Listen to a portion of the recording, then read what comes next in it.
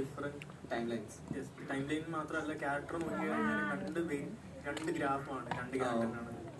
ഇപ്പം ജെൻസിയിലേക്ക് അപ്ഡേറ്റഡ് ആയിട്ടുള്ള ഒരു ക്യാരക്ടർ, ഭയങ്കര ഓൾഡ് ഇന്നസെന്റ് ക്യാരക്ടർ. അപ്പൊ ഈ രണ്ട് പരിപാടി, രണ്ട് ക്യാരക്ടർ മാറ്റി മാറ്റി ചെയ്യുമ്പോൾ അതെങ്ങനെ ഉണ്ടായിരുന്നു? അല്ലെങ്കിൽ അത് റെഫറൻസ് എന്തെങ്കിലും എടുത്തിട്ടുണ്ടായിരുന്നു? റെഫറൻസ് അങ്ങനെയില്ലായിരുന്നു.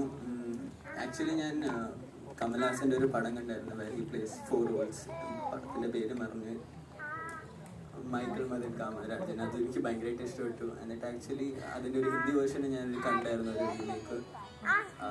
എന്നിട്ട് ക്വസ്റ്റ്യൻ പറഞ്ഞേ ഇല്ല, ഈ രണ്ട് ക്യാരക്ടർ രണ്ട് ഡിഫറെന്റ് ആയിട്ടുള്ള പരിപാടി ചെയ്യുമ്പോൾ അപ്പോൾ ഈവൻ ഇൻ 2025 നമ്മൾ രണ്ട് ക്യാരക്ടറും പ്ലേ ചെയ്യും. അപ്പോൾ അത് സ്വിച്ച് ചെയ്യുന്ന സമയത്ത് Sam by my acting trainer എൻ്റെ അടുത്ത് പറയും, ക്യാരക്ടർ സ്വിച്ച് ചെയ്യും, അടുത്തത് വേറെ സെറ്റ് റോള് കണ്ടിന്യൂ ചെയ്യുക.